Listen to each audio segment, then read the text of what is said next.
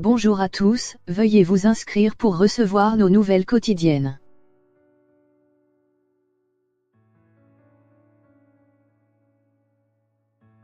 Première image d'un trou noir, une ex-étudiante du mi-héroïne du web.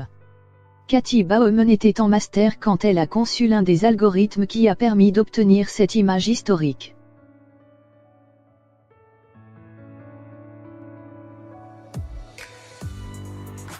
L'œil de Sauron ou un donut galactique, chacun y verra ce qu'il veut.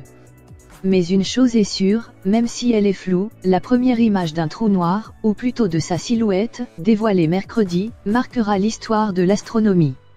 Et si le projet international de l'Event Horizon Telescope, EHT, a mobilisé 200 chercheurs et 8 télescopes dans le monde entier, un algorithme a joué un rôle central pour combiner les pièces du puzzle en une image.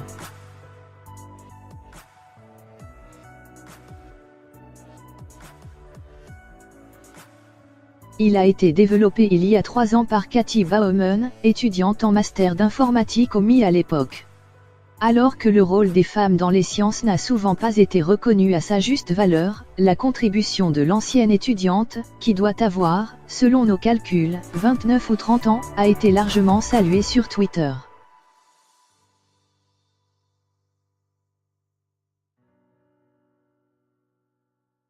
La jeune femme, qui a depuis terminé sa thèse, a publié sur sa page Facebook une photo du moment où elle a vu pour la première fois l'image reconstituée, et l'image a fait le tour du web.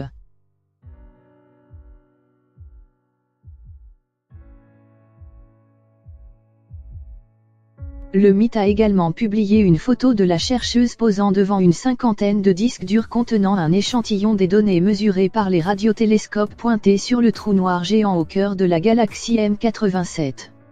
L'image évoque la photo de Margaret Hamilton à côté de la pile gigantesque du code informatique qu'elle avait écrit pour la mission Apollo.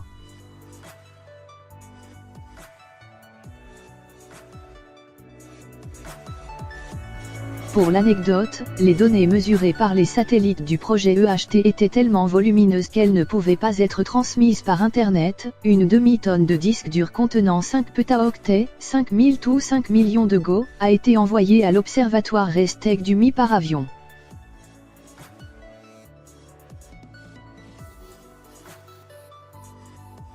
Comment photographier un trou noir ?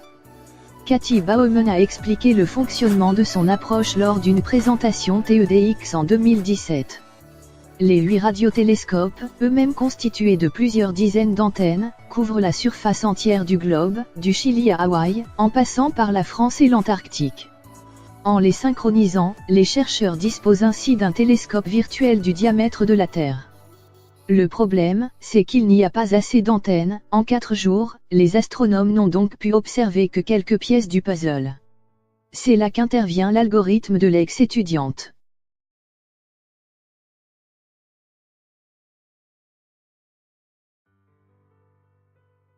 À partir des fragments observés, l'algorithme, pour faire simple, fait le tri dans les parasites et extrapole les zones manquantes. En appliquant des techniques de machine learning, il s'est entraîné à reconstituer des milliers d'images du quotidien puis a été appliqué à l'image parcellaire du trou noir, sans être influencé par les modèles physiques théoriques.